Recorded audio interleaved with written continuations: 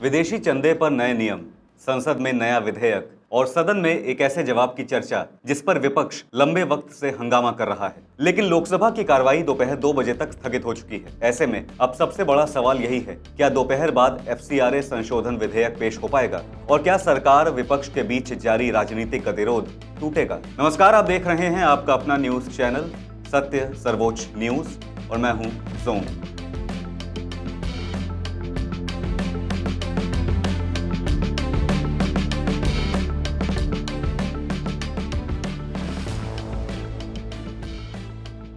विदेश से आने वाले चंदे पर अब और सख्त निगरानी की तैयारी है, लेकिन इसके साथ ही संसद में एक और बड़े राजनीतिक टकराव की स्थिति बनी हुई है। संसद के मॉनसून सत्र में जारी गतिरोध के बीच गुरुवार को लोकसभा की कार्यवाही की शुरुआत हिरोशिमा और नागासाकी पर हुए परमाणु हमलों के पीड़ितों को श्रद्धांजलि के साथ हुई।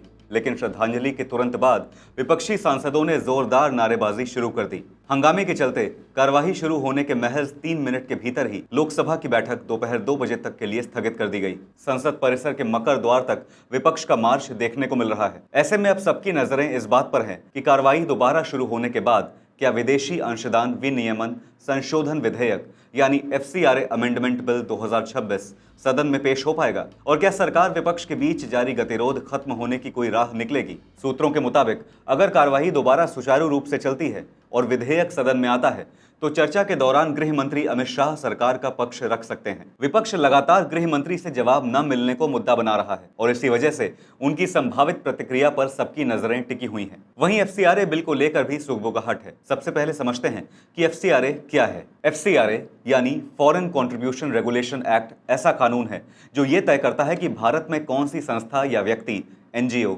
ट्रस्ट, धार्मिक या सामाजिक संगठन विदेश से आर्थिक सहायता ले सकता है और उस धन का इस्तेमाल किन नियमों के तहत होगा। इस कानून का मकसद विदेशी फंडिंग को नियंत्रित करना, उसके इस्तेमाल में पारदर्शिता बनाए रखना और ये सुनिश्चित करना है कि विदेशी धन का उपयोग राष्ट्रीय सुरक्षा या सार्वजनिक हित के खिलाफ न हो। FCRA की शुरुआत 1976 में हुई थी। इसके बाद 2010 में नया FCRA कानून लागू किया गया। फिर 2020 में इसमें बड़े संशोधन किए गए और अब 2026 में सरकार एक नया संशोधन विधेयक लेकर आई है, जिससे पहले इसी साल के बजट सत्र में पेश किया गया था, लेकिन उस समय इस पर चर्चा नहीं हो सकी थी। अब बात करते हैं इस नए संशोधन की। प्रस्तावित संशोधन के तहत विदेशी फंडिंग से जुड़े नियमों को और मजबूत बनाने की तैयारी है। NGO और अन्य संगठनों के लिए पंजीकरण, ऑडिट, रिपोर्टिंग और रिकॉर्ड रखने के नियम पहले से अधिक सख्त किए जा सकते हैं। विदेशी फंड से बनाई गई संपत्तियों की निगरानी के लिए एक विशेष प्राधिकरण नियुक्त करने का भी प्रस्ताव है। अगर किसी संस्था का FCRA पंजीकरण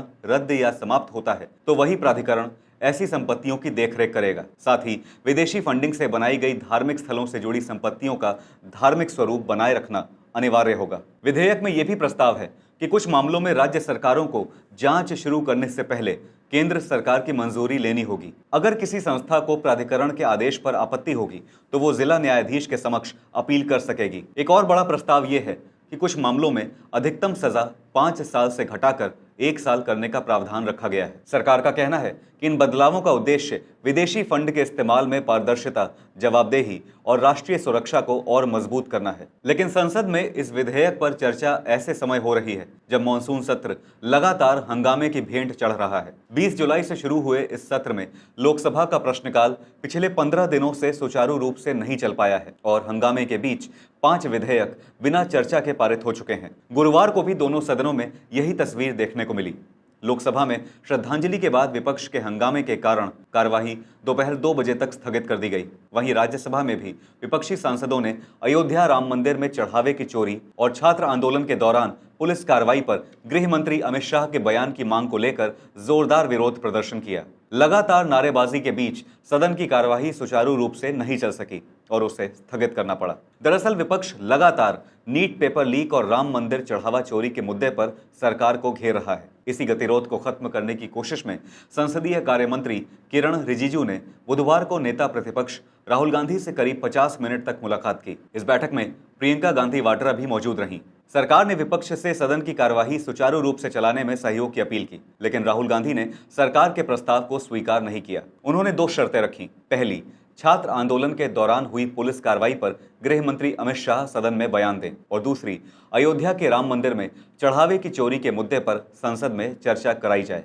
राहुल गांधी ने कहा कि इन दोनों मुद्दों पर सरकार का जवाब मिलने तक विपक्ष सहयोग नहीं करेगा। बैठक के दौरान किरण रिजिजू ने महिला आरक्षण और लोकसभा विधानसभा सीटों के परिसीमन से जुड़े 131वें संविधान संशोधन विधेयक पर भी कांग्रेस का रुख जानने की कोशिश की। इस पर राहुल गांधी ने कहा कि कांग्रेस अपने सहयोगी दलों से चर्चा के बाद ही अंतिम फैसला करेगी। फिलहाल लोकसभा की कार्यवाही दोपहर 2 बजे तक के लिए स्थगित हो चुकी है।